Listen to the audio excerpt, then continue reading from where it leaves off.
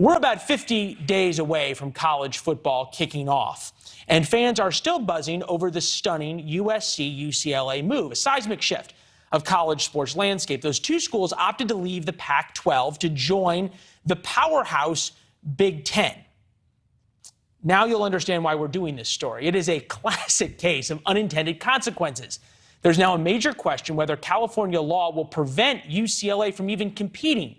In 2016, California passed a bill that prohibits the use of public funds to travel to any state it deems discriminatory against the LGBT community.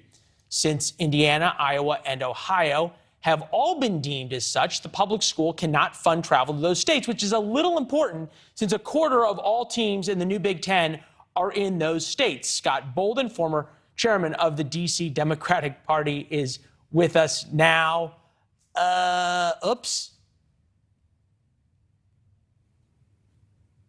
I'm thinking, Scott, if you're Gavin Newsom, how do you allow UCLA to play?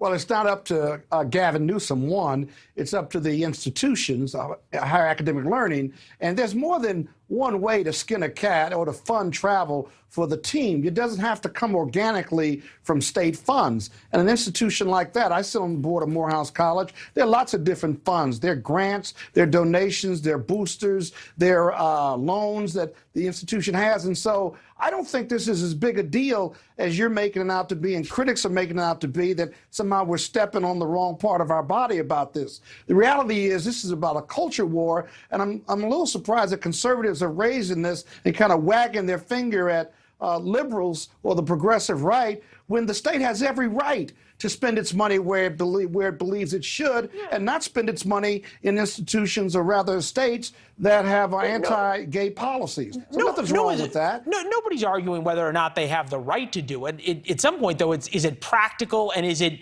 good policy? And to another level, if you're banning travel, it doesn't really do much economically. Is it a little bit of a case of shooting off your nose to spite your face? Well, arguably, the Republicans would believe that, but not really. If you think that the Pac-10, or rather UCLA and USC, who are going to the Big Ten, that is a big powerhouse and is giving them a lot of money on an annual basis, including TV revenues, right? How they cut that money up is how they cut their money up. The state and its elected officials have agreed they do not want to spend money where they have states that are anti-gay. Right, but so in a bigger sense, they can raise those finances. Right, but if this is truly about ethics or sort of a moral stand, and you're talking about moving money around and using different funds and boosters and slush funds and this, that, and the other thing, getting around a law or a bill that has been enacted for a moral reason is pretty immoral, isn't it?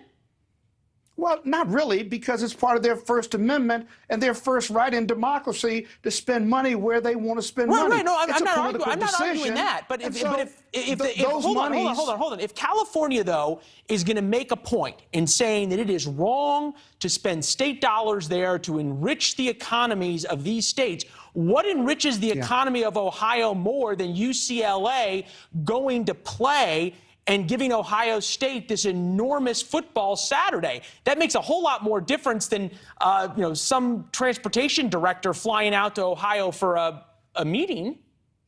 But their position is still strong, though, because, for example, if they're in the Big Ten, then they've got to play in that competitive arena. And going there, spending other funds, not state funds, spending private funds or grants or loans or booster funds to be there to participate as part of the deal that they cut to join the Big Ten, that is sending a message. But wouldn't it send a much stronger message for UCLA to say we're not showing up at all?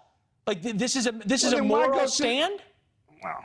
Well, now there's football and then there are moral stands. Now, come on, let's be practical about this, right? They generate a whole lot of money too back in California for these schools. So let's get done. Let's not go riding the horse off into the woods. Let's not go crazy. All right, I love that. It's good to see you.